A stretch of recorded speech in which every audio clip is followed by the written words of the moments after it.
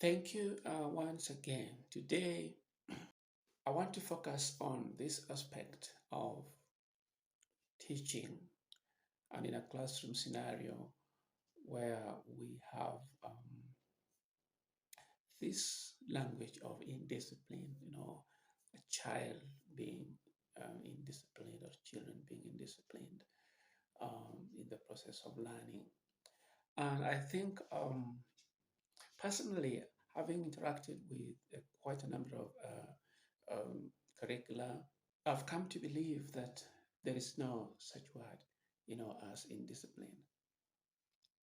What we term or what we call indiscipline is, I would put it in my words as a strong will.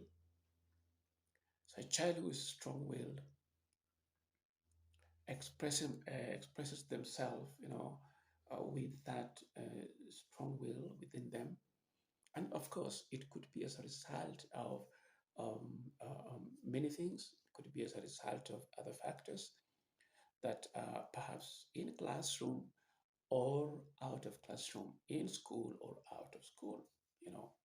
So that could be another thing, or rather a discussion for another time. But generally, controlling the classroom setup, it is important to know that human beings, every human being has a personality, and this includes children. They are human beings. And the best term I would use instead of personality is temperament.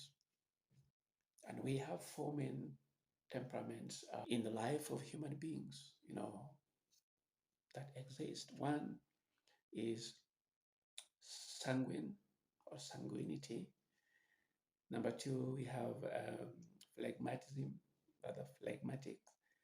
We have cholerics, and we have got melancholy. Every human being must find themselves with one temperament. But in most cases, you also find those who exhibit two temperaments, but one is dominant and then the other one is just mild. So in a classroom setup, you have children, you have a community of class, you have to with the four temperaments in your class. Now the question is, as a teacher, you are also having your own temperament, you know. But in most cases, and the interesting thing is that as a teacher, you don't know what temperament you are. You don't know whether you are choleric. You don't know whether you are phlegmatic. You don't know whether you are sanguine. You don't know whether you are melancholic. Now, that is where the trouble begins. Because if you don't know your temperament, then how will you know the temperament of the children in your class, the children that you interact and deal with? You get it? Now, interesting flip side of that is that I know my temperament, okay, but I don't know the temperament of the children that I interact with, the children that I deal with. And in most cases, you realize that the same temperaments collide. They do collide. So if I am a choleric teacher, or personality, and then I have a child who is also choleric, we will always be at trouble. Yes, we will always be crossing lines because the choleric child is full of energy. He comes, with force, and what he wants is that. And that is exactly what the teacher is. So there is a collision. So then what should we do? When, as a teacher now, being informed and being a learned fellow, we have to try to accommodate. I think that is the word that we should use because I have my personality, I have my temperament, but I'm dealing with a number of children with different, a range of, or the ranges of temperaments. So as a teacher, we have the higher duty to accommodate, trying to learn how to accommodate the four temperaments. Because when I do that, then I'll be able to meet and connect with every child, you know, with their temperaments. And what happens is a classroom teaching or your teaching, you must devise it in a way that all these temperaments are met, that a child feels fulfilled. I'll give an example. In my area of expertise as a music teacher, a musician, you get to class, whether it's, primary, let's talk about just class one or class two or so, um, we will sing, and songs must be selected and chosen um, quite carefully, you know, depending on what we want to achieve at the end of the children singing.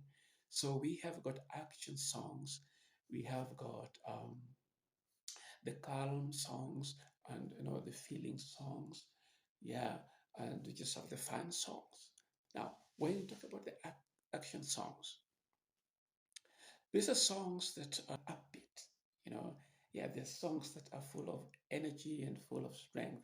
Now, the children of the temperaments that will connect with action songs, such songs, the hyper songs, are the cholerics and sometimes the sanguines.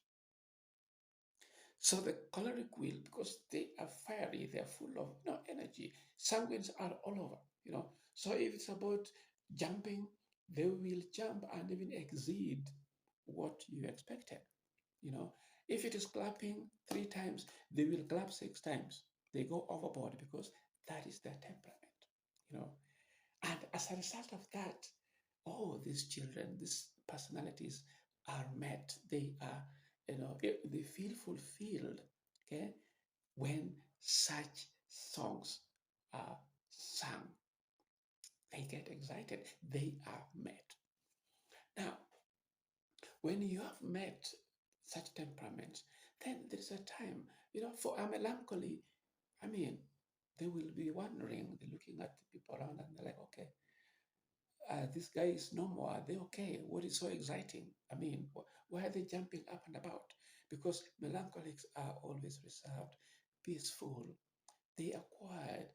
I mean, they are full, they're sorrowful, if I may use that word in quotes. They're just, down to earth. Yes. So with them, they're not thrilled. I mean, they're not excited. They're not enticed by all these hula baloos and, yeah. Now, such children will feel connected with now the feeling songs, the calm songs. Okay. So this can be manipulated, even if it is an action song. One of them example is and up high, reach for the sky. Okay, if you wanna be a ransom master, you got to go a little bit faster. A ransom some, a ransom some, gully gully gully gully gully ransom some, a ransom. And then as you continue, if you wanna, if you want to be a ransom master, then you have to go very fast. Okay, cholerics and sanguines will be in the air. They will love it. They will do it. Some will even fall on the ground. You get it? But then again, you can also modify that to meet the cholerics. I mean, the melancholics. No, if you want to be a ransom master, you got to go a little bit slower. And a ransom, sam, a ransom, sam. Gully, gully, gully, gully, gully, ram, sam.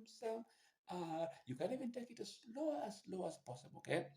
Yeah, the cholerics will feel like, oh, but for the melancholics, they are met, they get fulfilled.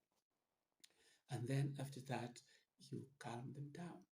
So with a feeling song, songs that now make them settle within themselves. Because you see, teaching, um, of course, this is a world of approach, has the out breathing and in breathing, you know.